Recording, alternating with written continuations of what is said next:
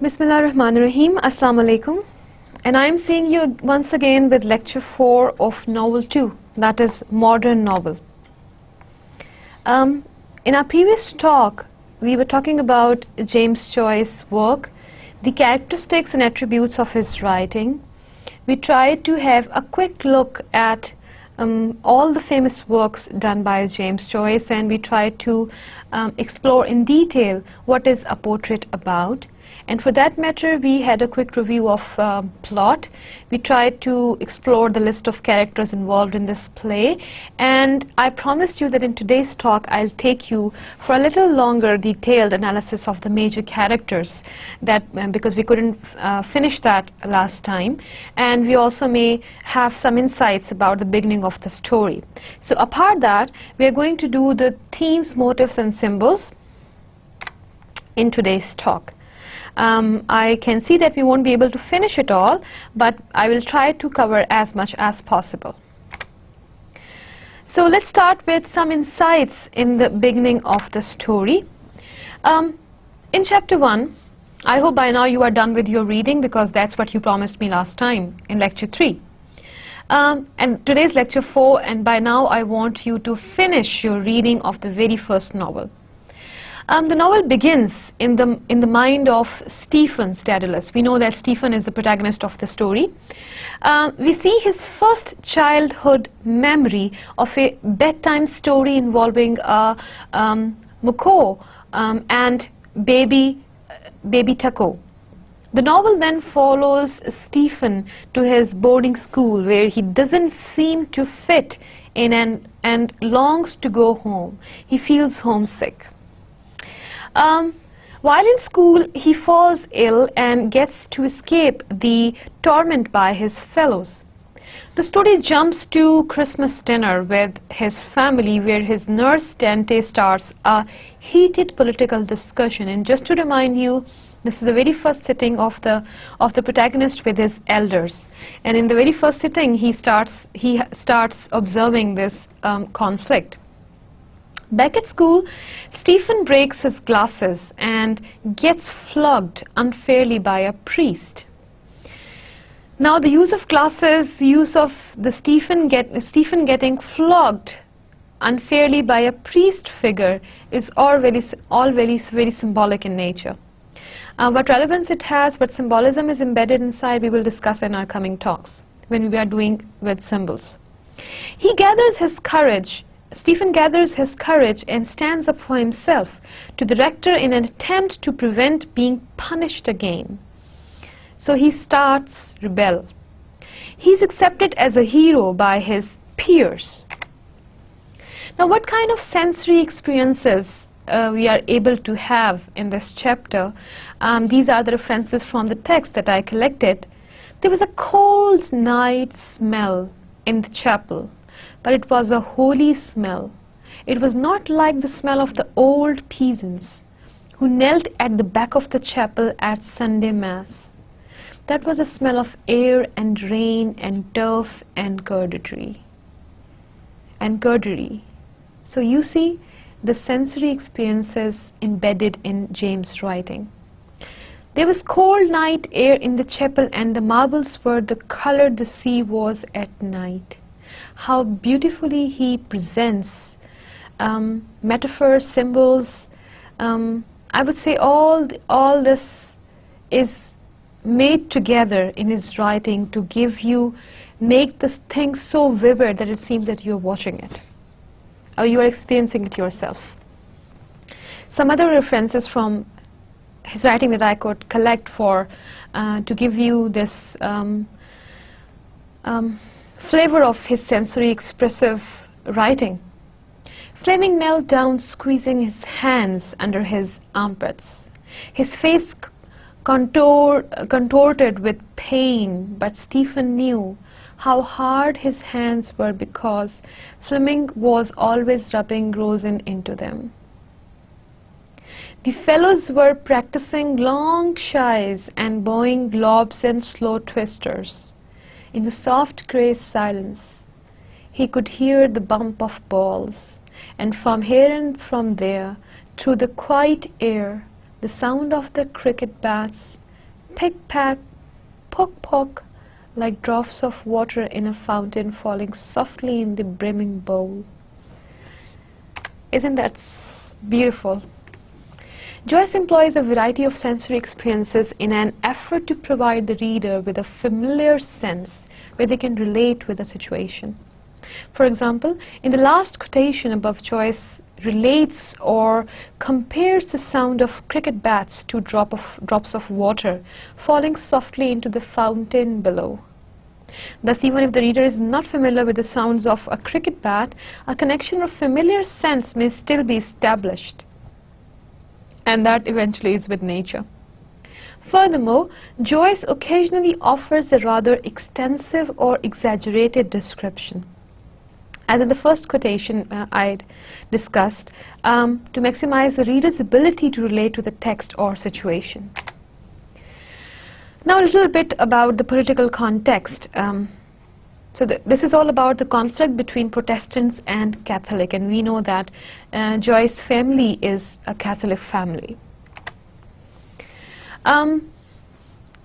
This conflict is embedded in the conflict between Protestants and Catholics in Ireland. And what is the history of this conflict? Basically, it goes back to the early, as 1200, the Irish and England have been fighting for control of Ireland. In 1916, and this was the time when the writer was writing this novel, the Easter Sunday uprising occurred, starting the fighting between the Irish Republican Army and the England. So what happened in 1921?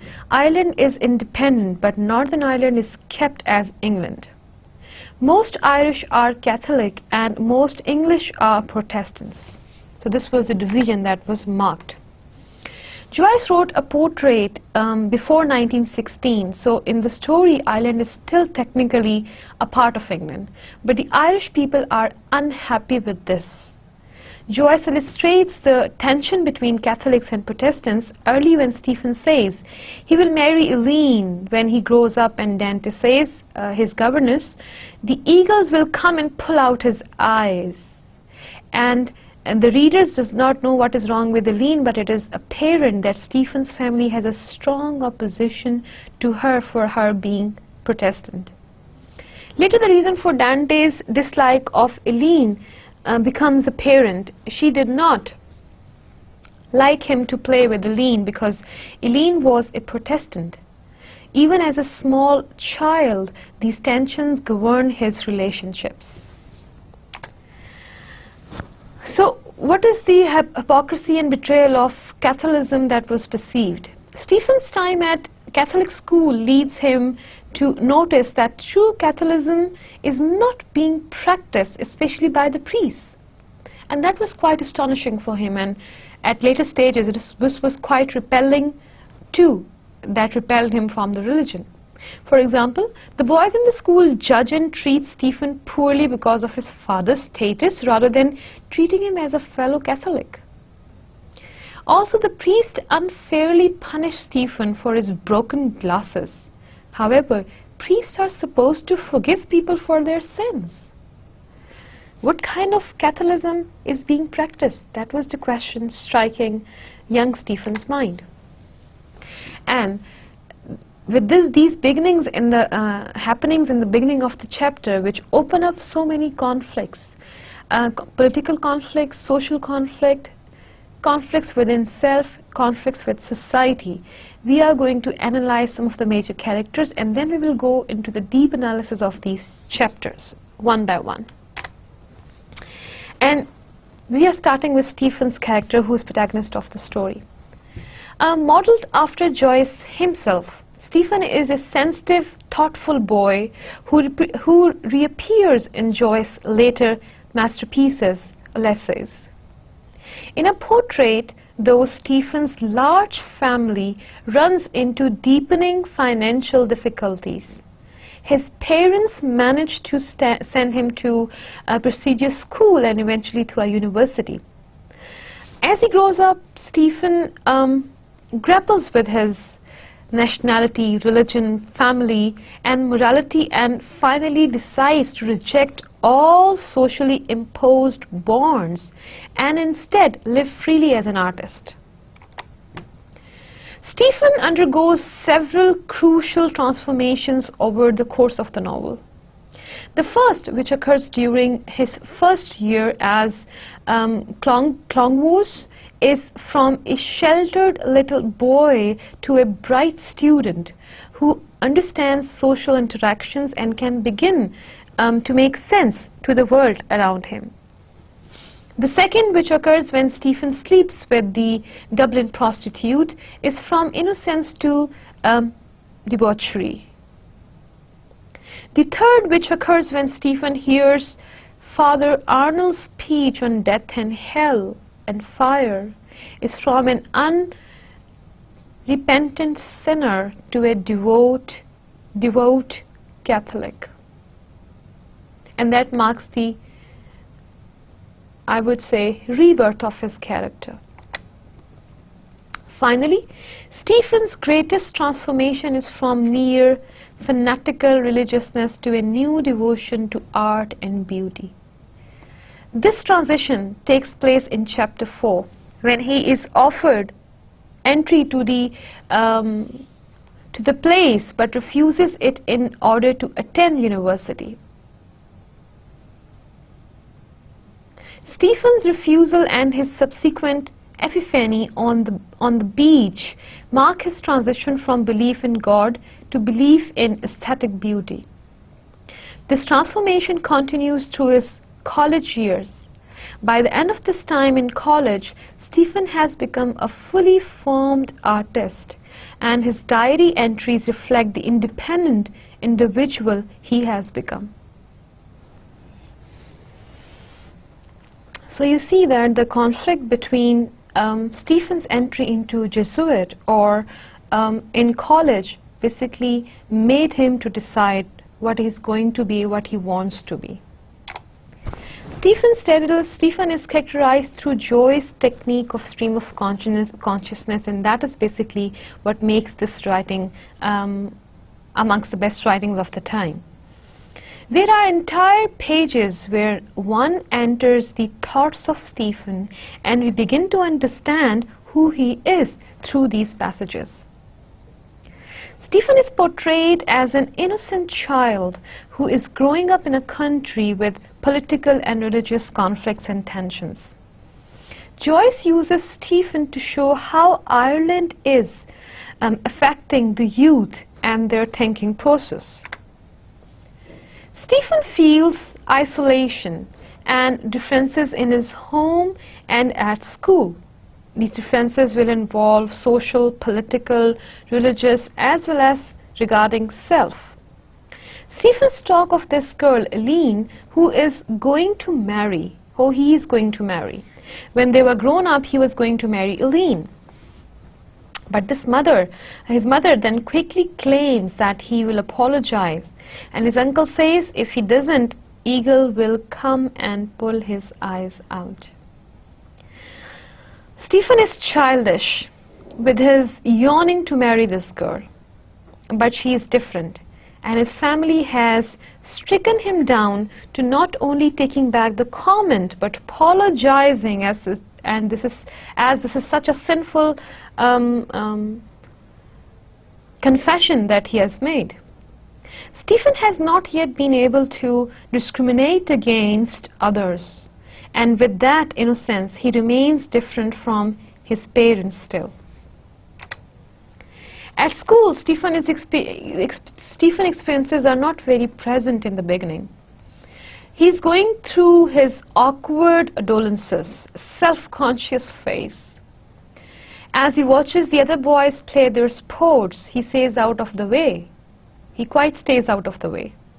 Stephen shamefully thinks he felt his body small and weak amid the throng of players, and his eyes were weak and watery. That's what he would feel about himself when he would watch boys playing games and being athletic. Stephen feels less because he's not as developed and athletic as the other boys were. Not only does he describe his body as small and weak, but also his eyes watery. insinuating that he even feels that his mind and spirit are weak compared to the others, distancing him from public, from people, from society. This is one of the characteristics of modern literature. When Stephen gets placed in an academic competition, he gets uncomfortable and nervous. Stephen tried his best, but the sum was too hard and he felt confused. The little silk badge with the white rose on it that was pinned on the breast of his jacket began to flutter. He was no good at sums, but he did his best so that York might not lose. The red rose wins. Stephen felt his own face red too. Stephen lost. As he felt the rose on his jacket flutter, his insides were starting to cave and diminish also. He had tried his hardest, but still failed. And here the writer is showing you the skepticism, the pessimism, and the disillusionment embedded in the time. His embarrassment, seen through his blushing face, further made him feel like a misfit and an awkward. Stephen is a kind of respect for beauty, and that made him has developed his own sense of aesthetic and leading to his own definition of beauty and art. He can see beauty in almost anything, and things as strange as a pale face can cause him to picture a gorgeous scene. That was the skill and ability Stephen had. In this example, Stephen felt his face go white and immediately thought of white roses and red roses and how those were beautiful colors to think of. Stephen also found joy in a song that he pictured would play at his funeral. He repeated many times how beautiful and sad that was. How beautiful the words were where they said, "Bury me in the old churchyard." For Stephen, words were as beautiful as pictures or places. Simon Dedalus spends a great deal of his time reliving past experiences, lost in his own sentimental nostalgia. One of the particular characters that these writers would portray in order to show the nature of the time, who would like to stay in past and think about their past and being extremely pessimist. Joyce often uses Simon to symbolize the bonds and burden that Stephen's family and nationality place upon him as he grows up. These are social and cultural and political bonds and barriers and burdens that an individual is carrying. Simon is a nostalgic figure, tragic figure. He has a deep pride in tradition, but he is unable to keep his own affairs in order. And Stephen finds it of no use of this pride, which does not enable an individual to keep up with the affairs of the time. To Stephen, his father Simon represents the parts of family, nation, and tradition that told him back and against which he feels he must rebel. The closest look we get at Simon is on the visit to Cork with Stephen, during which Simon gets drunk and sentimentalizes about his past. Now here Joyce paints a picture of a man who has ruined himself and instead of facing his problems, drowns them in alcohol and nostalgia. The pessimist face of society. Joyce is able to convey a character who has blind acceptance of the church and portrays her in a negative way. Stephen's father and Mr. Casey are portrayed more reasonably. The actions Joyce has them carry out are polite and kind. They also have a sense of humor too, and that is how James likes to present and conveys his message, covered in comedy. He finds it the most absolutely wanted cover for a message, for a serious message. This makes one believe that Joyce sides more with them in that he believed that the Catholic Church had no business in Irish politics. This was all about Stephen Dedalus. Now let's have a look at Emma Clery. Emma is Stephen's beloved, the young girl to whom he is intensely attracted over the course of many years. We know Emma as an uneducated girl who has less, or to say no, interest in literature. However, she proved to be one of the most influential companions of Joyce, who had a great influence over his writings.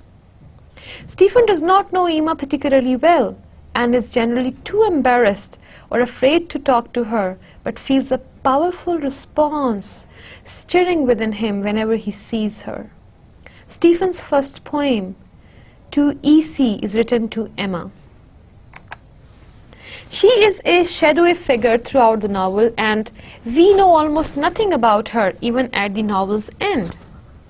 For Stephen, Emma symbolizes one end of a spectrum of femininity, as Stephen finds Emma absolutely feminine, or a perfect example of femininity. Stephen seems able to perceive only the extremes of this spectrum. For him, women are neither pure, distant, and unapproachable like Emma, or impure, sexual, and common like the prostitutes he visits during his time at Belvedere.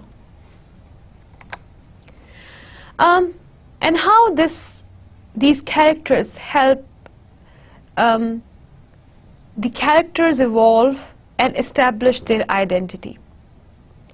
To establish the character's identity, Joyce uses dialogue and stream of consciousness. With Dante, the governess, he characterized her through her intense views and respect for the church during the argument at Christmas dinner.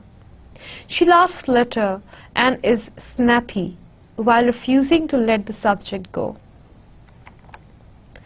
Now, about Charles Parnell. He is not a character in the story, however, many characters get influenced by this political figure. He is not fictional, of course, and does not actually appear as a character in the novel. However, as an Irish political leader, he is a polarizing figure whose death influences many characters in a portrait.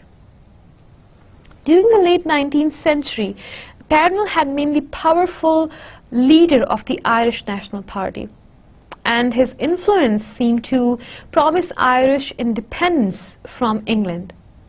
When Parnell's affair with the married women was exposed, however, he was condemned by the Catholic Church and fell from grace. He lost his grace. His fevered attempts to regain his former position of influence contributed to his death from exhaustion. Many people in Ireland, such as the character of John Casey in Joyce's novel, considered Parnell a hero and blamed the church for his death. Many others, such as the characters Dante, thought the church had done the right thing to condemn Parnell. These disputes over Parnell's character are at the root of the bitter and abusive argument that erupts during the Daedalus family's Christmas dinner, when Stephen is still a young boy. In this sense, Parnell represents the burden of Irish nationality that Stephen comes to believe is preventing him from realizing himself as an artist. Now, this discussion makes us go a little deep inside this character, Charles Parnell, and see what political insights this character has to offer us. Charles Stewart Parnell, a political insight, had the nickname of the uncrowned king of Ireland of his own time. Charles Parnell was an Irish politician and is remembered by the Irish as a freedom fighter for home rule of Ireland, freeing Ireland from rule of London. against the Irish land laws and supported land reform. In the novel, Mr. Casey and Stephen's father were fond of Parnell. However, Dante told Stephen that Parnell was a bad man. Both Mr. Casey and Stephen's father were very saddened by Parnell's death. Now, what is this Cranley figure? Stephen's best friend at the university, Cranley, also acted as a kind of non-religious confessor for Stephen. He is the character who helps Stephen go through his confession. In long late-night talks, Stephen tells Cranley everything, just as he used to tell the priest everything during his days of religious fervor. While Cranley is a good friend to Stephen, he does not understand Stephen's need for absolute freedom. Indeed, to Cranley, leaving behind all the trappings of society would be terribly lonely. It is this difference that separates the true artist, Stephen, from the artist's friend, Cranley. In that sense, Cranley represents the non-genius, a young man who is not called to greatness as Stephen is, and who therefore does not have to make the same sacrifices. And this brings us into finding out what this Fenian movement was at that time in Irish Republican. The Fenian Movement was an Irish Republican organization. It started in the United States, founded by John O'Mahony and Michael Downey in the 1850s. The group was known for wanting independence for Ireland from England, and it was acknowledged that they would use violence to get their point across. They will pay whatsoever is the price. A problem they faced was that the Roman Catholic Church did not support them at all in this behavior. This priest power held great authority and influence amongst the people, thus giving them the ability to weaken the Fenians' cause. In the novel, Mr. Dedalus and Dante have a fight at the dinner table during Christmas dinner. Mr. Dedalus spoke fondly of a friend who had disapproved of the Catholic Church getting involved in Irish politics, and who then told priests so. Dante felt that no one had a right to criticize the Catholic Church or any priest. The priests were always the true friends of Ireland, explained Dante. Her disagreement with Mr. Dedalus soon turned into a heated debate. So basically these were two kind of views prevailing in the society, which were influencing people to belong to different schools of thought. Mr. Daedalus in the end replies back to Dante saying, "Very well."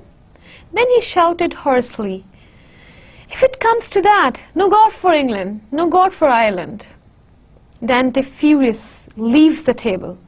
The problem with the Catholic Church involved in the Irish political stream is a sparked controversy seen in the novel and the Fenian Movement. So this was a bit about the Catholic and Protestants, and what is this conflict about, how did it start, what type of people, what type of views, different views were involved in making this conflict grow up and flourish. And we see that most Catholics were Irish, so they wanted an independent state, but nationalists were more extreme, similar to today's moderators and the more extreme members of parties. So not so much this is not a religious dispute as a dispute between Irish and English. It's a dispute between nationalities. Now this was the political touch that the writing has. Now the writing also has a mythological touch. What is this about? Let us explore. We see Stephen Dedalus being the protagonist. This word Daedalus, the name, comes from Greek mythology. This stands for the great artificer. Dedalus is known as the great artificer, cunning worker. He was father of two sons, Larcus and Lepex. He created the labyrinth of Crete that held the Minotaur. Daedalus was shut up in a tower on Crete so that he could not pass on information to escape from the labyrinth. He could not leave by sea because the king kept close watch on all vessels in the area. So this was the Greek touch, mythological touch in Stephen's character. How they both are relevant, how they both resemble each other. I want you to figure it out, and I put some light on it. King Minos is another character, greatly feared but greatly respected.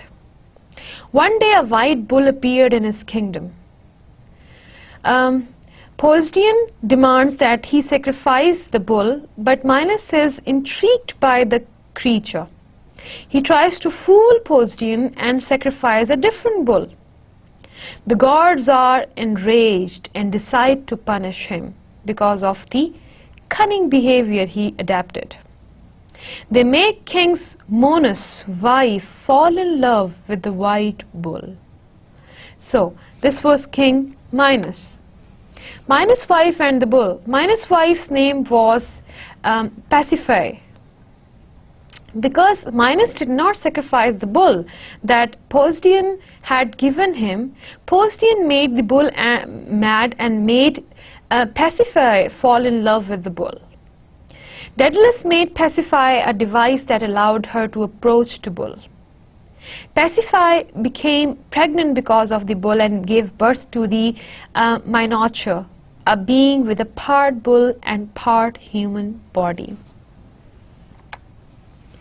So, in Greek mythology, the Minotaur is a creature with the head of a bull and the body of a man.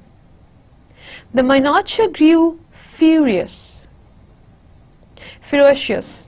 Minos went to the oracle at Delphi and was advised to make a giant labyrinth to keep the Minotaur.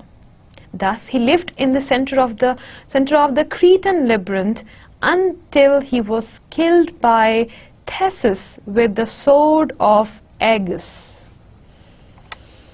The labyrinth. This is an elaborate maze designed and built by Daedalus to house the Minotaur, so to make him roam around inside.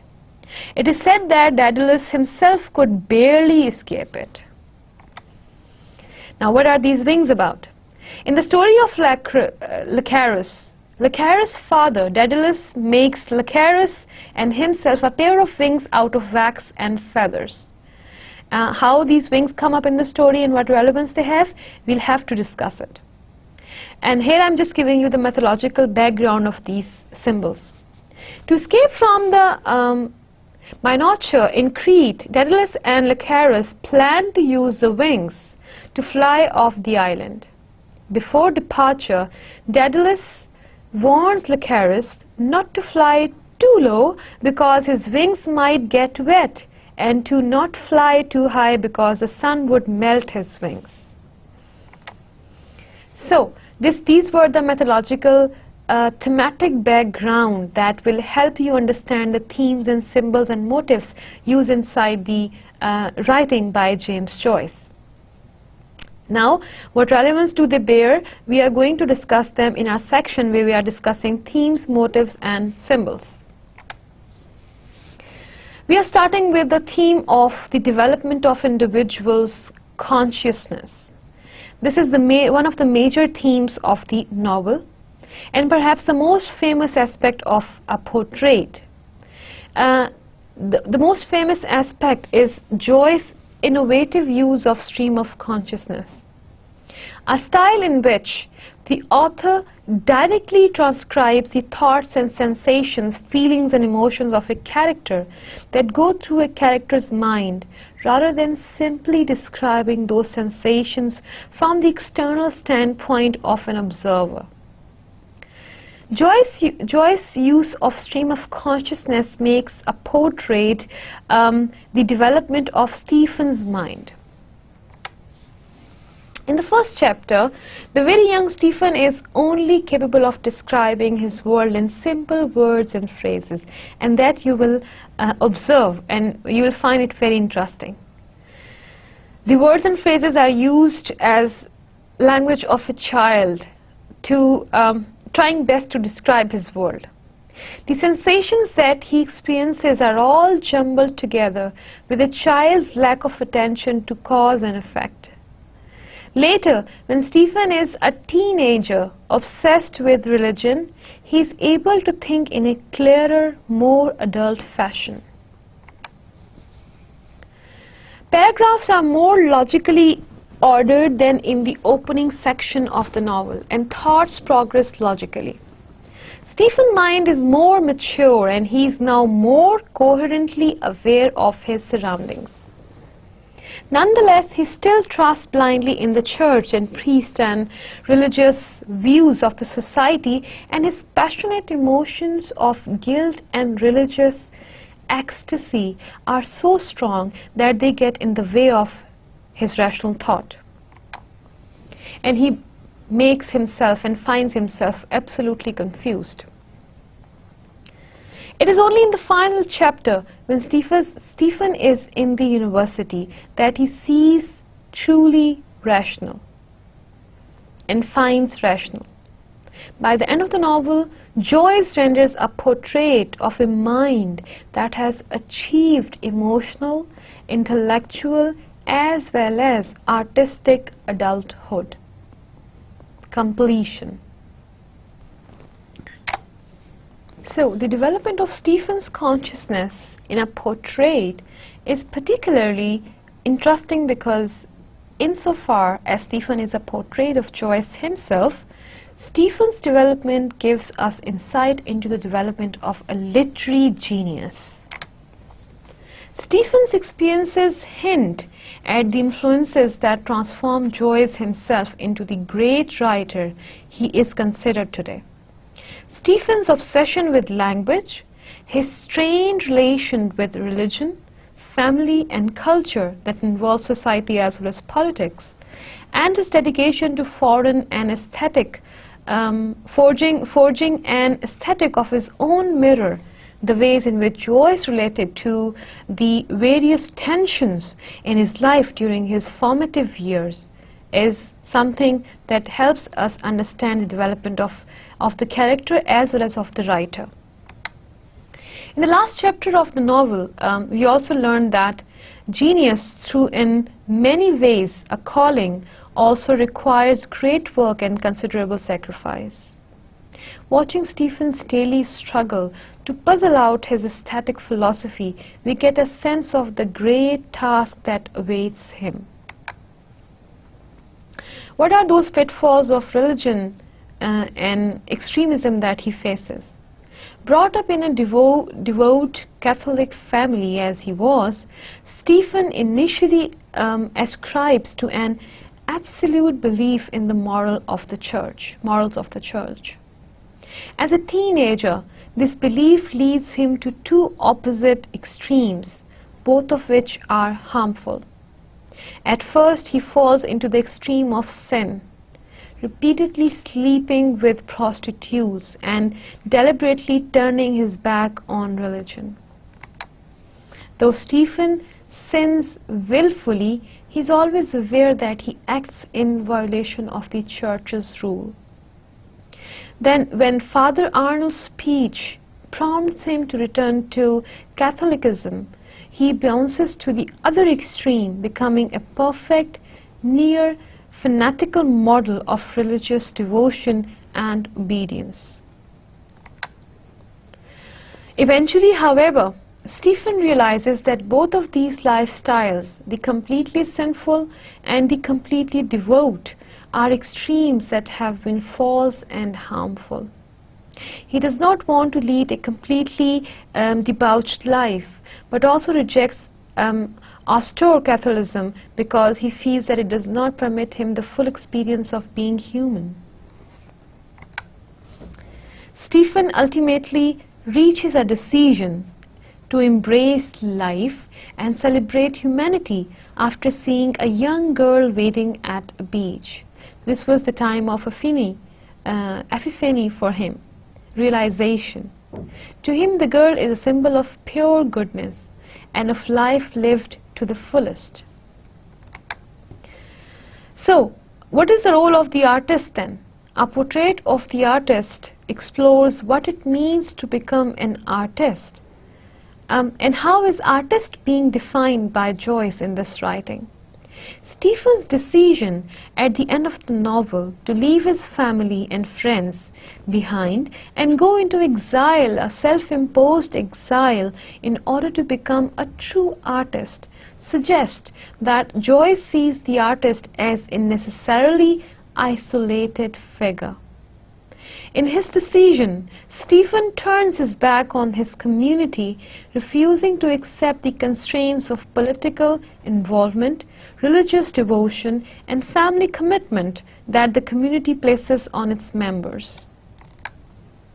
However, though the artist is an isolated figure, Stephen's ultimate goal is to give a voice to the very community that he is leaving. In the last few lines of the novel, Stephen expresses his desire to forge in the smithy of my soul the uncreated conscience of my race. He recognizes that his community will always be a part of him as it has created and shaped his identity. When he creatively expresses his own ideas, he will also convey the voice of his entire community. Even as Stephen turns his back on the traditional forms of participation and membership in a community, he envisions his writing as a service to the community. And despite his desire to steer clear of politics, Stephen constantly ponders Ireland's place in the world. He concludes that the Irish have always been a subservient people, allowing outsiders to control them. In his conversations with the Dean of Studies at the university, he realizes that even the language of the Irish people really belongs to the English. Stephen's perception of Ireland's subservience has two effects on his developments as an artist. First, it makes him determined to escape the bonds that his Irish ancestors have accepted. As we see in his conversations with Devon, Stephen feels an anxious need to emerge from his Irish heritage as his own person, free from the shackles that have traditionally confined his country. And he says, "Do you fancy I am going to pay in my own life and person debts they made?" Second, Stephen's perception makes him determined to use his art to reclaim autonomy for Ireland.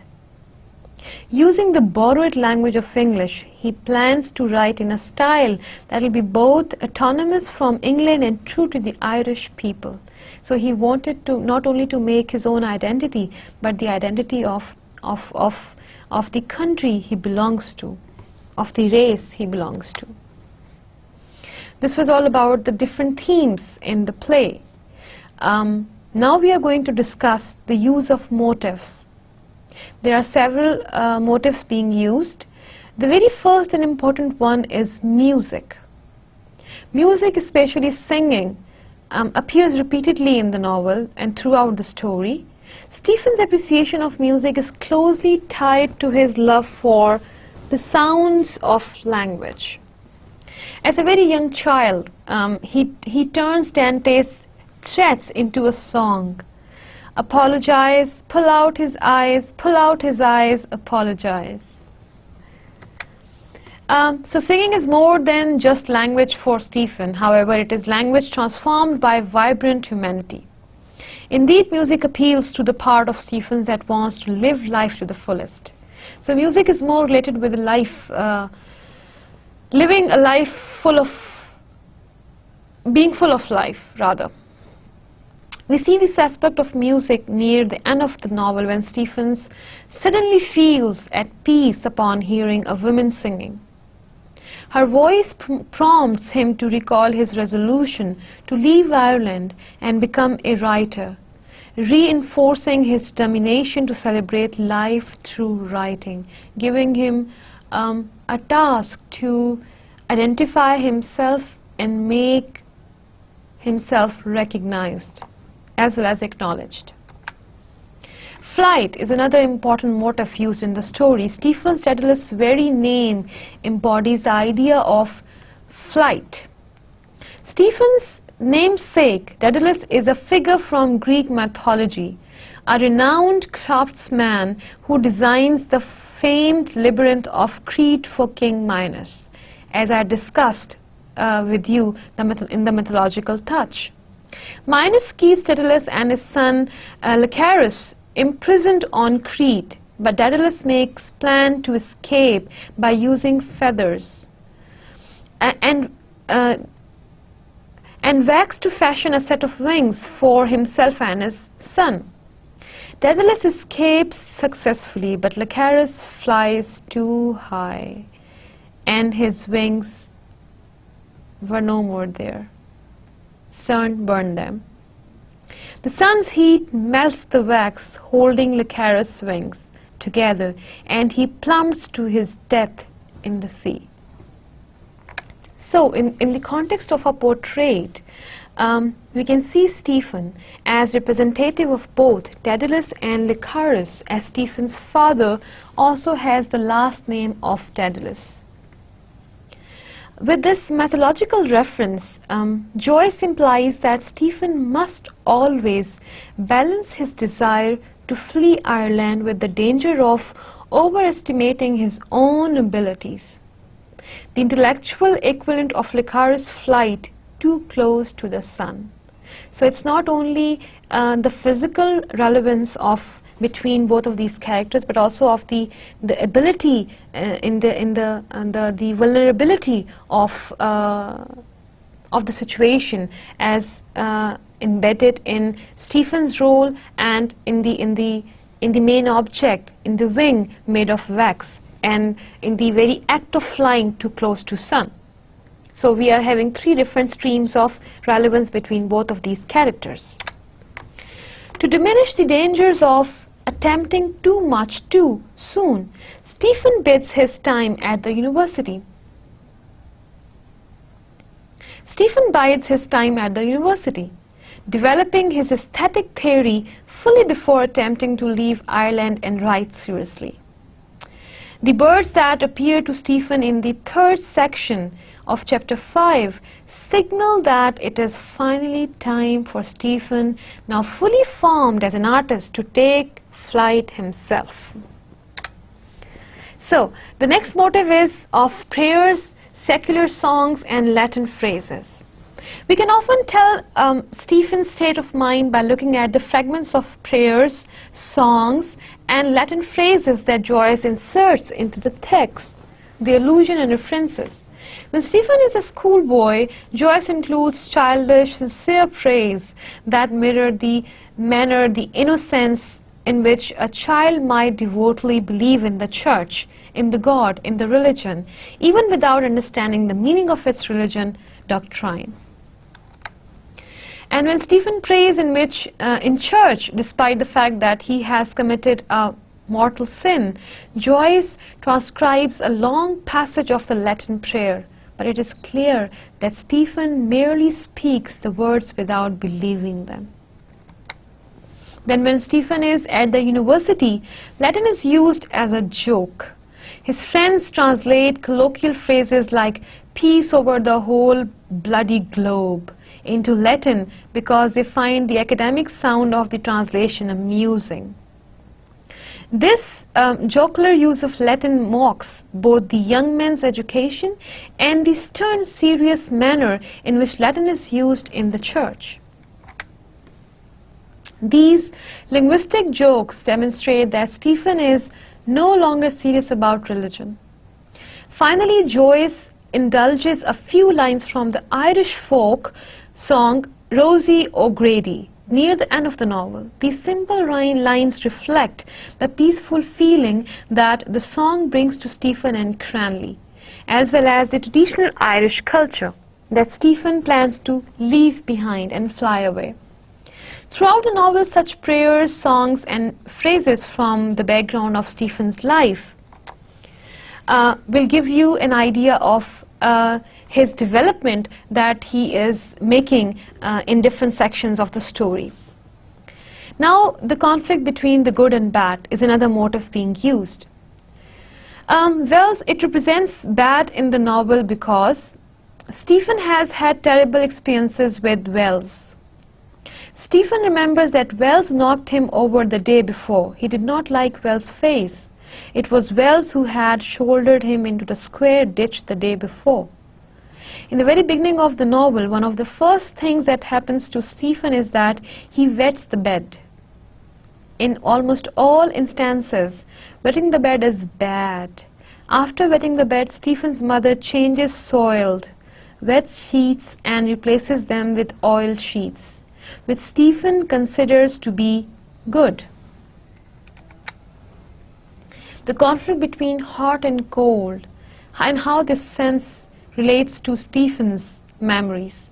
In most parts, Stephen associates hot with good thoughts and cold with bad thoughts. A natural inclination. Stephen always seems to feel happier when he is warm in his bed, under his warm sheets. Stephen is unable to sleep if his sheets are cold. However, in some instances, warmth is portrayed as bad by Stephen. When he is sick, Stephen feels extremely hot. Also, when Stephen is smacked on the hand by Father Dolan, his hands are on fire and his throat is scalding. Whenever Stephen mentions cold, he always seems to want to get rid of the cold as fast as possible, like with his sheets.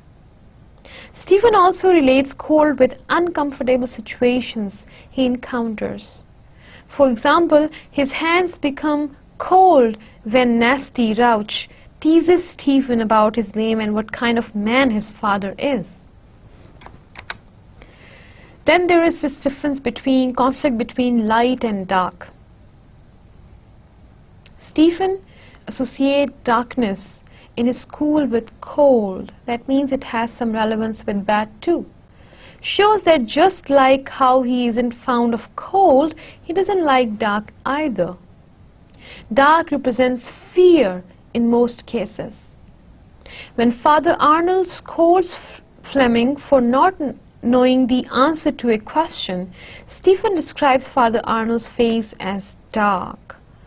Dark is mentioned when Stephen goes to the rector's office. Stephen is always happy to see lights on in the castle and wants to be in the light.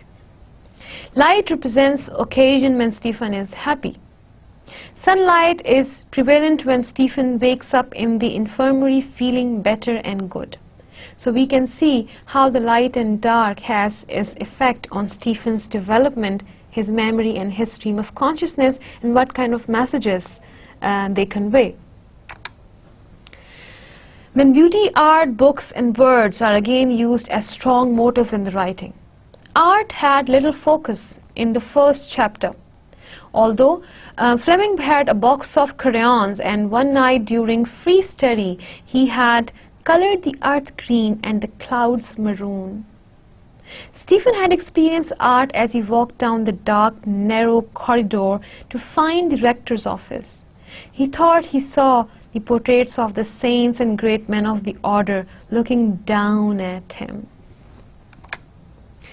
Books. The subject of books begin with the bedtime story told on the first page by Stephen's father, and was a symbol of something rare to have, maybe symbol of a soothing, comfortable feeling when Stephen is warm in his bed.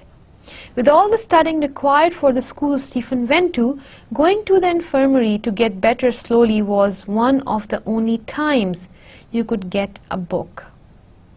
The book Stephen was interested in was on about Holland, where there were lovely foreign names and pictures of strange-looking cities and ships. So for For Stephen, book was a new world for him. And James was in love with words, and he would weight words most of the time equal to pictures and sounds, and sometimes even more than this. James' choice diction expressed more detail about the characters and the world they lived in. His words show Stephen's feeling and thoughts so vividly and explicitly. Queer was used multiple times to mean strange or weird. Wax showed anger, disappointment, and even embarrassment. Slimy was utilized many times to describe the courts of rats and water around the school. Lovely depicted Stephen's bed during the winter and Christmas. Cold and white were used as descriptors of Eileen's hands and the hands of the Blessed Virgin. Soft and grey described the sky during the winter months at their school. Water is again a motif generously seen in the novel as bad and described as dirty or cold. When you wet the bed, first it is warm, then it gets cold. That's a reference from the book. And again another reference, he shivered as if he had cold, slimy water next his skin. So Stephen was pushed into Caspol by Wells, and that got Stephen sick later on. Stephen seems unhappy and has not really found himself yet, so water is seen cold and slimy or dark and murky. Eventually, as Stephen grows older and figures out his life, water around him might clear up, or it might not be described as cold. And eventually, towards the end of the chapter, we find this motif, birds. A heavy bird flying low through the grey light. Or foot bellers, the greasy leather orb flew like a heavy bird through the grey light. The heavy bird could symbolize Stephen not yet being able to fly away and escape his surroundings. Now then, sir, there is a bird waiting for you. This is during Stephen's dinner with his family and has no apparent symbolic meaning. They might later symbolize Stephen's flying away and escaping all that surrounds him. Maze and Labyrinth is another mythological reference that the story has. When Stephen had to wend his way through the hallways to the rector's office, Stephen also had to overcome his nervousness of talking to the rector about the flogging he received. Stephen might be faced with a conflict or maze, and he might need to overcome some conflict, possibly some kind of establishment of identity. And there are two very strong symbols that we need to discuss to understand things in a better manner. The symbol of color, specifically of green and maroon. Stephen associates the colors green and maroon with his governess, Dante, and with two leaders of the Irish resistance, Charles Parnell and Michael Davitt. In a dream after Parnell's death, Stephen sees Dante dressed in green and maroon as the Irish people mourn their fallen leader. Now, why would they see it green and maroon as the Irish people, they are mourning when their fallen leader has died? This vision indicates that Stephen associates the two color with the way Irish politics are played out among the members of his own family. Then Emma, the girl, Stephen's beloved, is mostly used as a motif and symbol as well. Emma appears only in glimpses throughout most of Stephen's young life, and he never gets to know her as a person. Instead, she becomes a symbol of pure love, femininity, untainted by sexuality or reality. Stephen worships Emma as the ideal of feminine purity. When he goes through his devotedly religious phase, he imagines his reward for his piety as a union with Emma in heaven. It is only later, when he's at the university, that we finally see a real conversation between Stephen and Emma. Stephen's diary entry regarding this conversation portrays Emma as a real, friendly, and somewhat ordinary girl, but certainly not the godness Stephen early makes her out to be.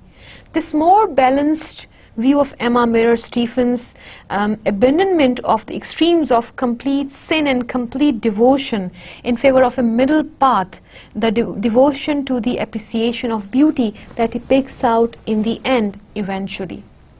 So that was all for today's talk. What we covered so far in today's lecture, lecture 4, was we had a few insights in the beginning of the story, how the story begins, how the conflicts and different types of conflicts take birth in the story, and the way that they develop throughout the story. For that matter, in order to understand the tensions and conflicts in the story, we had two types of discussions. First was based on the political context in which the story is written, the Protestants and Catholic conflict, and the second was about the mythological touch that the story has. So in order to understand the different references and allusions, it was important to understand both of these lines. Then we started with our detailed analysis of major characters, and along with that we started our discussion based on themes, motives, and symbols. What themes we discussed include the development of individual stream of consciousness, the pitfalls of religious extremes, the role of the artist, and the need for Irish autonomy that Stephen James Joyce discusses in his work. We discussed the motives of music, flight, prayers, good and bad, hot versus cold, light versus dark, beauty versus art, books, words, birds versus nature, and maze versus uncertainties.